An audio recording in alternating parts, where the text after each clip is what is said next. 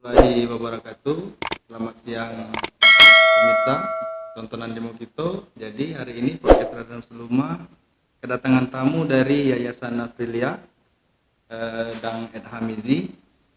Beliau ini dulu sudah berkecimpung di banyak sektor ya. Nah saat ini dia mendirikan foundation atau yayasan atas nama Aprilia yang menaungi beberapa kegiatan. Di antaranya yaitu sekolah sepak bola. Juga ada klub senior dan junior masih di sepak bola. Terus ada juga kegiatan sosial yang dinaungi oleh lembaga tersebut atau yayasan tersebut. Nah, mungkin untuk rekan-rekan yang ingin tahu lebih dalam mengenai sekolah sepak bola ini, kita nanti akan tanya dan berbincang langsung berapa sih biaya yang harus dikeluarkan untuk masuk sekolah sepak bola dan apa yang didapatkan oleh anak-anak yang masuk ke sekolah sepak bola. Ya, mulai dari biaya untuk tahap awal untuk sekolah sepak bola yang kita dirikan ini menggunakan biaya atau bagaimana? Baik, terima kasih. Yayasan Aprilia Hafiz ini kami dirikan bertujuan lebih kepada kegiatan olahraga dan kegiatan sosial terkait tentang sekolah sepak bola Aprilia Hafiz namanya. Ini untuk biaya pendaftaran itu kami mengut sebesar Rp100.000. Dari pendaftaran itu nanti anak-anak kita akan mendapatkan kostum dan seragam dengan kaos kaki. Itu yang dapat. Selanjutnya ada uang SPP namanya untuk terkait personal yayasan dan pengajar, itu Rp50.000 per bulan.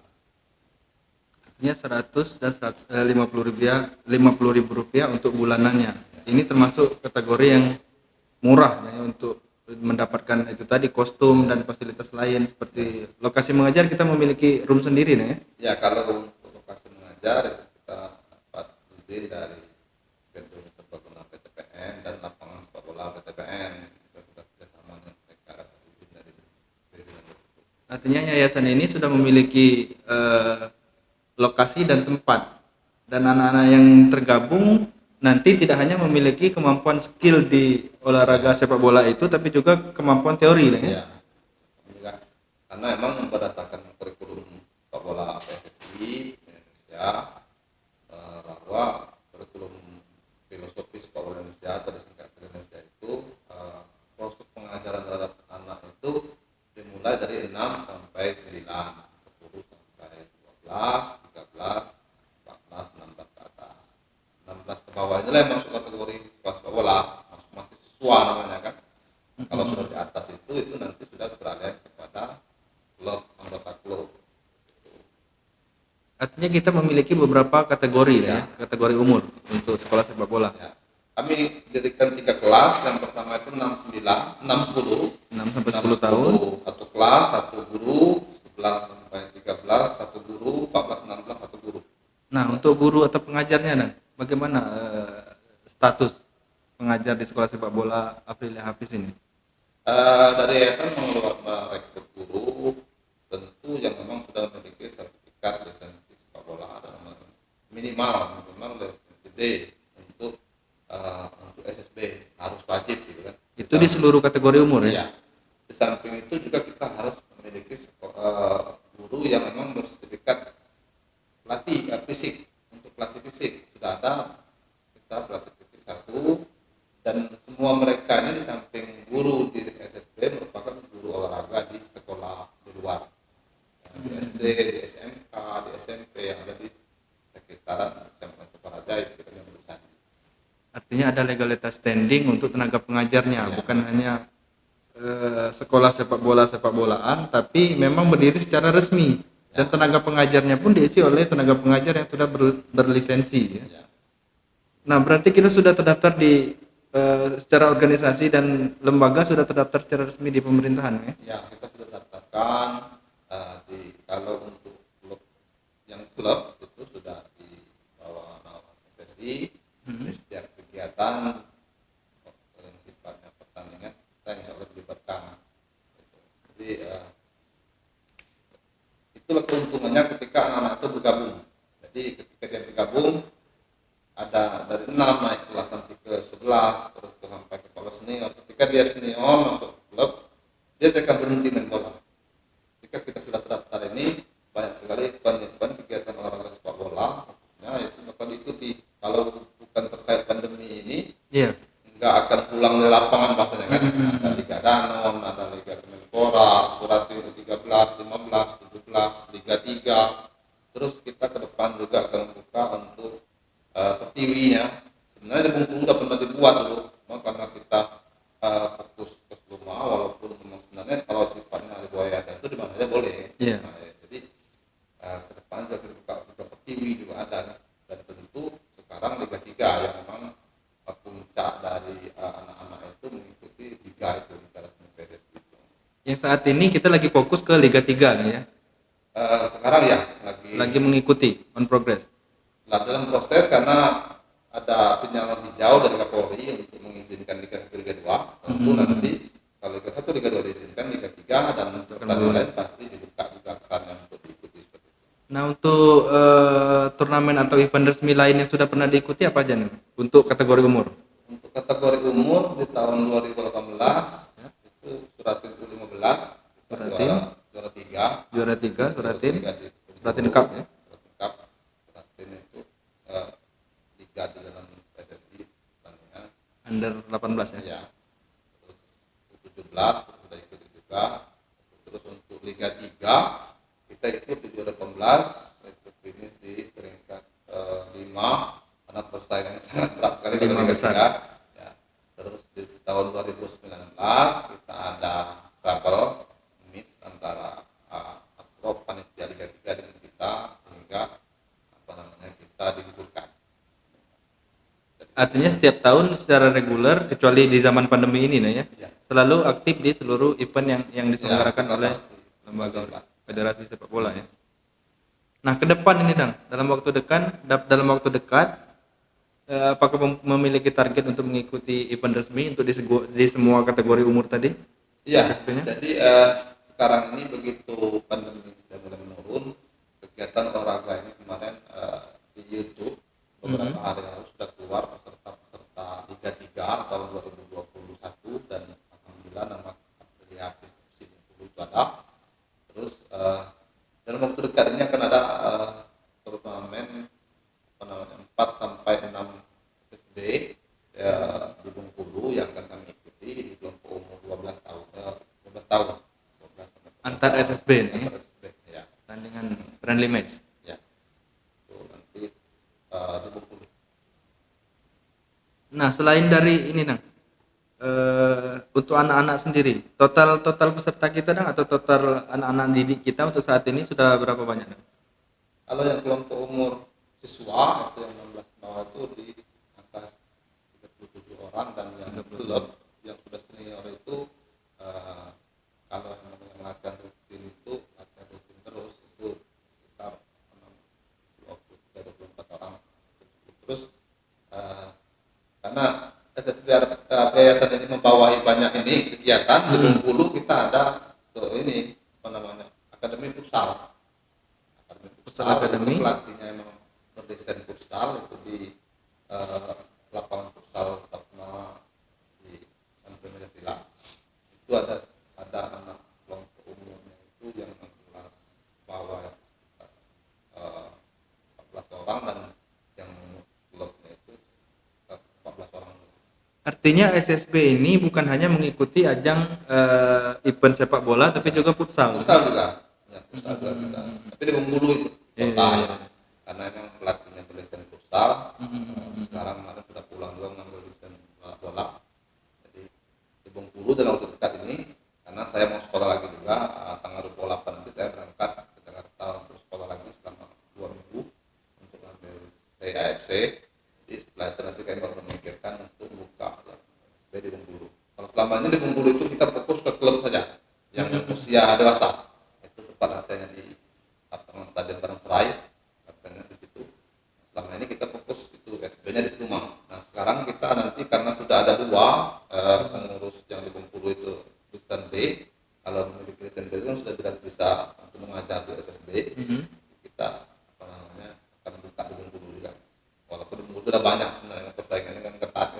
tetap di bawah naungan yayasan Iya, tadi ya, tetap dari Seluma. Yayasan Afrilia. Kenapa di Bengkulu? Kenapa bukan di Seluma sendiri? Misalnya di lokasi berbeda. Memang sudah banyak permintaan sebenarnya buka cabang gitu kan. Sampai kawan-kawan di Talo, di Iya. Seluma buka cabang. Itu terkait pengajar ini. Itu terkait permasalahannya pengajar. Di Seluma masih sangat minim yang memiliki, karena kita nggak bisa nanti dituntut orang kita ngajar, cuma kita nggak ada desain. Nah, apa yang mau kita ajarkan kan? Karena kalau kita harus sekolah dulu kan, desain D itu materi yang disampaikan oleh struktur dalam desain D itu kan untuk mengajar 10 sampai 6 sampai 10 tahun. Itu yang disampaikan tentang materinya. Jadi ketika kita pulang kita bisa mengajar yang itu SB. Nah, jadi karena syarat untuk mengajar SB itu sudah harus memiliki itu. Nah, tetap kita di situ kelemahannya. Saya pengen sekali buka cabang di Seluma, di Talo, bahkan di Alasan untuk bangun sepak bola kita sama-sama dengan semuanya baru. Nanti sebentar lagi bupati baru ini semoga akan disupport sepak bola ini kan. Iya, Jadi mudah-mudahan. apa namanya, buka cabang. Pengen sekali saya sebenarnya buka cabang. Kalau untuk sekolah sepak bola ini, Dang, bisa mendapatkan atau support dari Komite Olahraga Nasional Indonesia Kabupaten atau emang berdiri sendiri? Kalau untuk yayasannya dari sendiri, cuma kalau untuk Sekolahnya? dana KONI itu biasanya klub. Oh, di Klub klubnya, dan bukan SSB-nya. di Ya, SSB. klub dan SSB-nya. Nah, cuma kan KONI itu membawa teman-teman olahraga. Seluruh. Kita sadar diri juga lah kan. Kita mau baru berdiri, habis rumah kan, dan kita biar orang melihat dulu lah.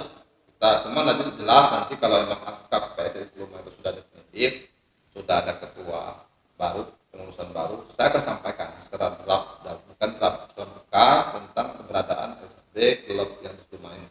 Yang secara resminya sudah berdiri, nah, ya. Iya. Artinya ada beberapa SSB lain kan yang Iya. yang sudah berdiri, namun mungkin secara legal standingnya belum memenuhi syarat, kemungkinan. Mungkin seperti itu. Jadi, dan kami juga membuka itu legend, ada yang tua-tua juga yang Senior. 37 tahun ke atas.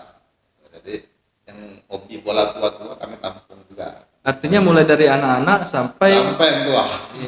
digabung dihimpun, Ya, kan? dihimpun. Karena Dan tetap boleh ikut latihan rutin. ya, Selasa hari ini latihan yang anak-anak yang SD dan klub itu mulai jam 2, setengah 2 udah siap sampai jam setengah 5. Jam setengah 5 itu baru yang tua-tua. Yang tua-tua kan nggak terlalu kuat lagi main kan.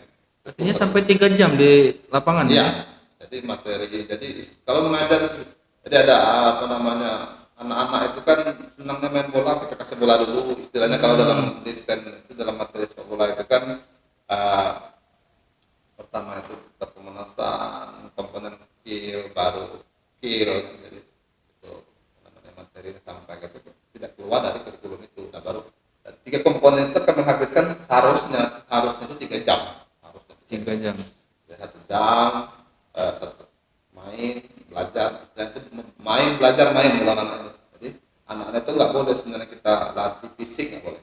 Jadi anak-anak yang khusus 12 ke bawah itu nggak boleh latih fisik. Fisiknya kasih bola, karena mereka datang itu mau main bola kan. Jadi sampai mereka main bola, kasih bola, kasih 15 menit. Nah, sudah itu baru kita evaluasi, belajar istilahnya kan.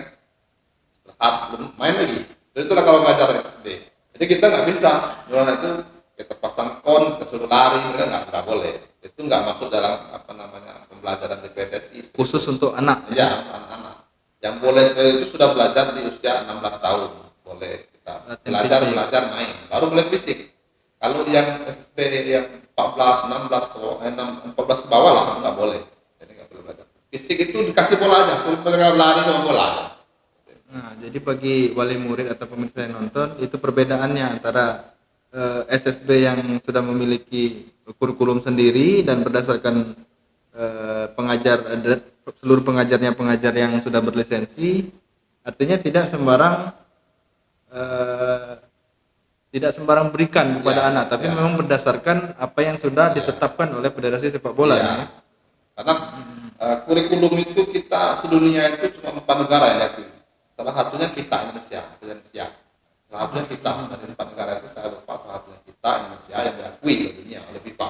Nah, jadi sangat sayang sekali sebenarnya ketika kita mengetahui bahwasannya memang kurikulum istilah kami yang sudah ngambil desain ini kalau seandainya anak-anak kita itu diajari dari 6 tahun, maka untuk mengalahkan negara-negara luar itu semudah membalikkan telapak tangan sebenarnya.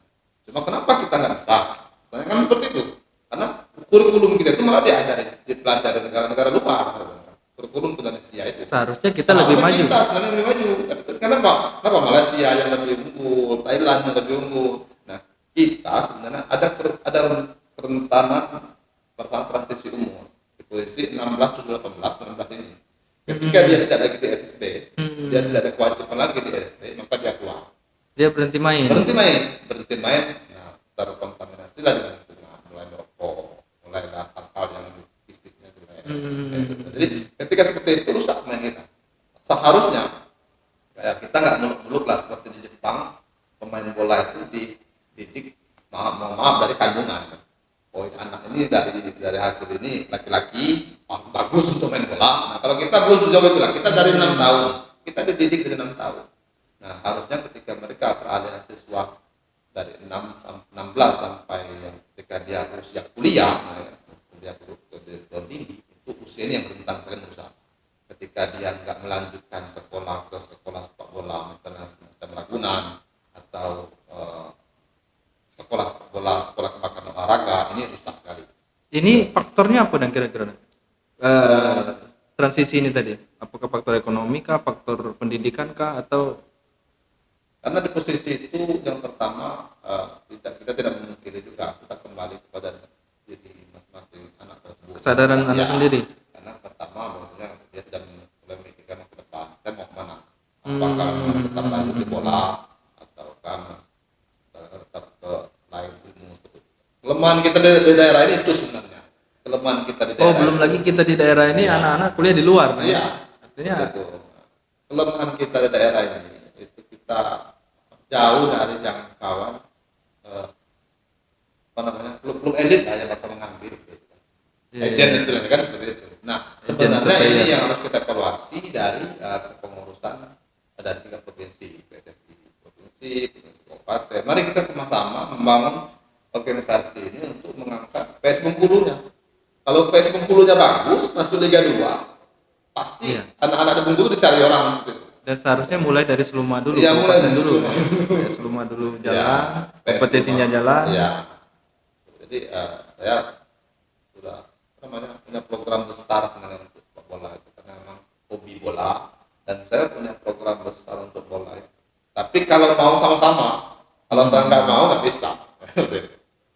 Karena tetap butuh kontribusi dari yang lain. Ya. Olahraga ini bukan olahraga individual. Ya, nggak bisa. Karena biaya tinggi sekali sepak bola itu. Karena biaya tinggi sekali. Karena melibatkan banyak orang tadi nih. Nah, untuk kompetisi tertentu dan yang kita ikuti, itu pendanaannya bagaimana? Nah? Misalnya SSB ini ikut Liga Danon nih. Ya. Kalau selama ini transportasi, makanan. Kita dari yayasan ini karena berarti mandiri dari yayasan. Kami alhamdulillah kami bisa jalan, dibantu orang-orang tua awal di dalam tergabung dalam pengurus komite sekolah tadi, ada yang bawa mobil, ada yang bawa ini kan, jadi sama-sama berangkat. Seperti kemarin kami ikut di Bengkulu itu usia 14-12, sama-sama wali murid. Samping yayasan memang saya tekan betul tidak boros, kita kecuali untuk gaji pelatih sudah itu kita tabung. Karena ke depan itu kita kalau bicara bola itu tadi bayar tinggi nggak bisa. Apalagi kita tinggal di daerah kan. Sedangkan kegiatan turnamen itu banyak di kota. Jarang di daerah. Kecuali misalnya kita diminta di tuan rumah. Kalau minta di tuan rumah, kalau kita diminta di tuan rumah jangan nggak pernah diambil. Karena yang pertama kita bisa menghemat anggaran kan. Betul. Orang yang datang sama kita kan. Jadi itu pemirsa, ada banyak sekali keuntungan ketika kita sebagai wali murid memasukkan anak ke sekolah sepak bola, karena satu tadi lingkungannya terjaga. Di lingkungan sekolah sepak bola itu anak-anaknya menjadi lebih satu tadi tidak akan memikirkan hal-hal yang negatif. Karena pikiran cuma di bola, olahraga, bermain sambil belajar teori, lebih bisa menjaga dirinya sendiri. Respect sama kawan, respect sama pelatih, respect sama perangkat pertandingan lain seperti wasit. Karena itu yang kita ajarkan, attitude. Yang kita tuntut pertama itu attitude. Karena kita 16 ke bawah itu kita belum bicara menang, kita belum membicarakan Masih menang. emosional.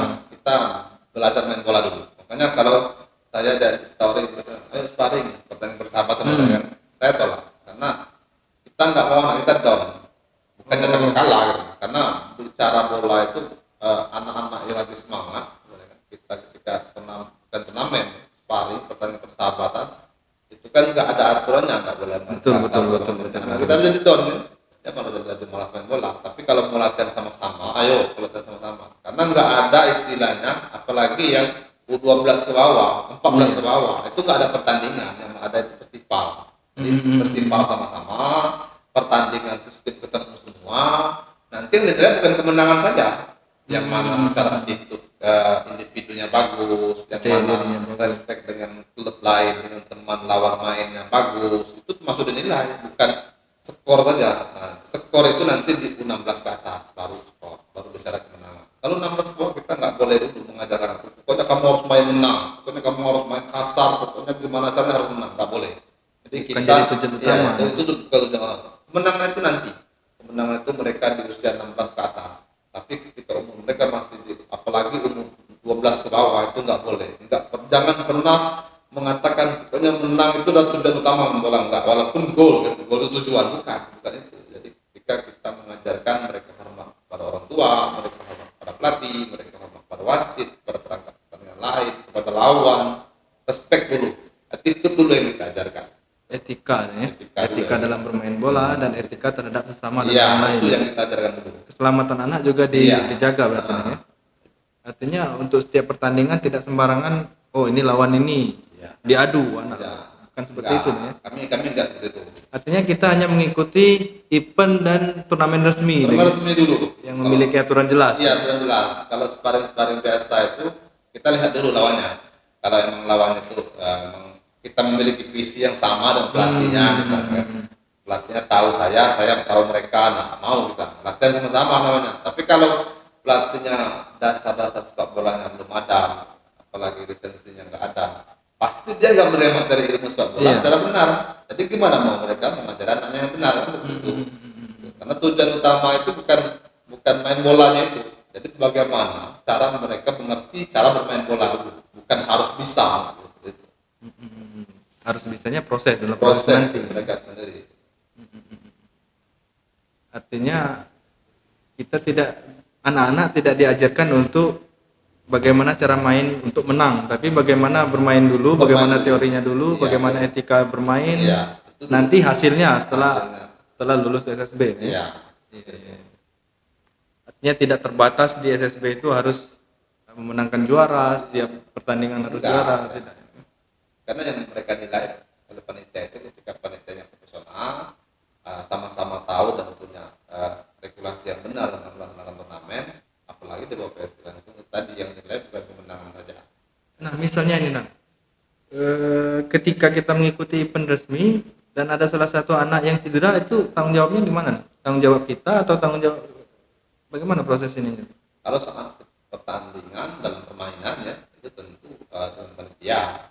Cuma terlepas dari itu semua, kami pasti bertanggung jawab yayasan. Seperti kemarin ada persahabatan bukan turnamen, ada anak kita umur 12 yang luka kemarin yang nggak uang, langsung kami bawa berobat sampai sembuh, kami tanggung jawab. Sampai sembuh sekolah tanggung jawab. Kalau dalam pertandingan turnamen resmi itu tentu panitia. Itu tentu di luar hal yang kita inginkan, artinya. Tapi tetap bisa ada kemungkinan terjadi, namanya pemain bola kan. Yang paling penting yang mudah-mudahan kita semua masyarakat Sulma itu memiliki visi yang sama tentang sepak bola. Karena kita bangun sepak bola nggak bisa dari satu segi komponen satu lini saja, nggak bisa. Klub, perangkat pertandingan, pengurus kepala daerah itu harus sama-sama memikirkan, walaupun tidak yang melaksanakan tentu klub-klub dan pengurus askar. Tapi harapan saya ke depan, karena membangun sepak bola itu sebenarnya emang sulit. Cuma kalau kita mau pasti bisa. Tapi bukan mustahil. Kediri itu sulit. bukan kabupaten yang besar, salah satu kabupaten di Jawa Timur, kalau nggak salah saya, atau di Jawa Tengah, dan mereka bagus. Setelah Lamongan itu dua kabupaten, tapi mereka tidak satu. Nah, kita Seluma panjang dan lebar, maka kita nggak bisa ngurus. Tapi emang ketika saya ada tawari bisa ngurus ini 5 tahun sampai 10 tahun itu belum ada kompetisi, itu baru menarik perangkatnya dulu. Jadi kita harus sekolahkan dulu pelatih, kita harus perangkat dulu wasit, perangkat pertandingannya. Jadi pondasinya dulu, baru stadionnya Pak kita harus buat dulu. Nah, ini Nang, sebagai owner dan founder yayasan ini, pemilik sekolah sepak bola juga, dengan kompetisi yang ada di tingkat kabupaten ini Nang, kan selalu biasanya terjadi keributan. Nah, bagaimana pendapat? Ya itu tadi sebenarnya setiap turnamen kampung tatam ataupun turnamen yang diadakan KPSI pasti berkelahi ya. Itu sebenarnya kekurangannya ya tadi ketika membuat turnamen itu tidak ada kelompok umur. Karena di dalam PSSI itu kan jelas pertandingan itu kelompok umur yang dianjurkan. Kalau kita kamu semuanya bebas, ujungnya apa? Nggak ada. Semua orang bisa bikin rekam, cuma apa hasilnya? Yang dianjurkan itu kelompok umur. Kelompok umur misalnya 12 ke bawah, 14 ke bawah. Boleh misalnya 25 ke bawah dengan senior 3 orang yang umur 30. Atau kalau memang mau buat kompetisi, dibatasi. Kompetisi legend. Ya, untuk mengurangi itu tadi. Iya, jadi kan kalau mereka dicampur antara yang tua muda, nggak bisa yang ini. Nggak bisa, kita ngatur nggak bisa. Sama kalau berdasarkan kurikulum PSSI misalnya kalau emang yang tua maunya buat turnamen atau legend antar desa misalnya kelompok 37 tahun ke atas silakan daftar. Iya. Tapi kalau misalnya yang berdasarkan kurikulum PSSI tadi pertandingan atau turnamen itu atau kegiatan festival itu dalam kelompok umur.